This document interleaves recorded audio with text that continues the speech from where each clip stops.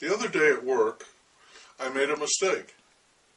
It wasn't a little slip-up. It was a critical error with immediate, painful repercussions. I failed. The company I worked for, their customers complained, and their reputation for reliability and quality was damaged. And that reputation means everything to them. My mistake makes them look bad. They had to own up to it and appease the customers, while I, the only source of the problem, stood by and watched. I could have been fired for what I did. The mistake I made was on something so simple a child could have done it properly. Most people would call it foolproof.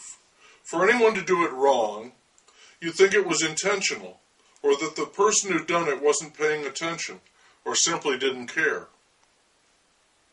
I was paying attention, and I did care, and I still made the mistake.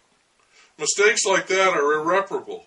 There's no point to apology, there's nothing to say. Nothing can ever make them right. A mistake like that may be worse than sin.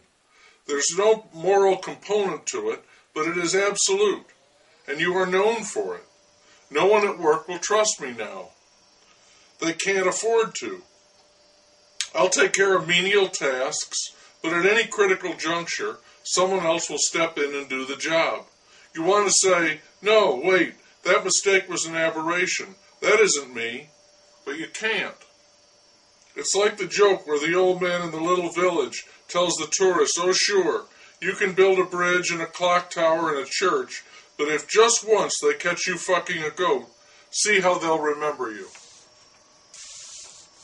A sin is terrible, but there may be reasons for it.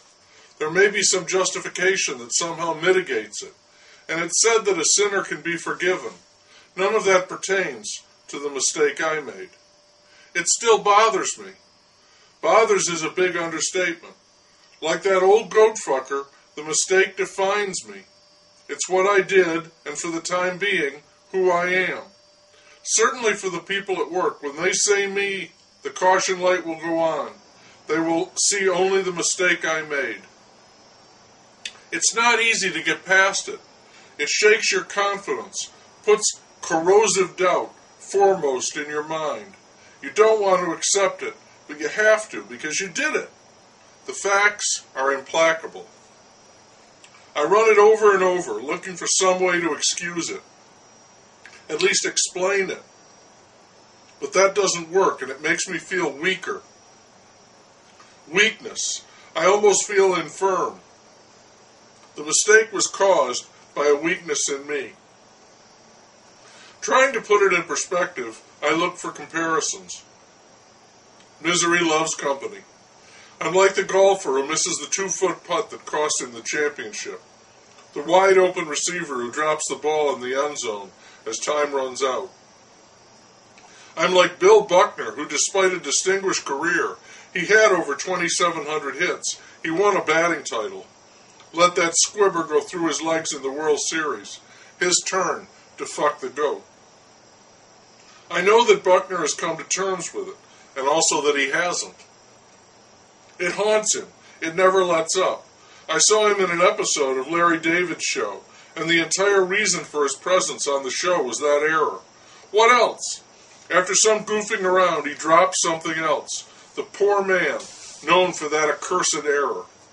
As I am now. It hurts. You can stack up all the good you've done. None of it matters. I am that mistake in the eyes of the people I work with, and in my own head, too. Maybe Buckner can appear to laugh it off, but he can't. That mistake will dog him every day of his life. It's the price you might have to pay when you put yourself on the line. One time, however unexpectedly and inexplicably, you may fail, and then you have to live with that.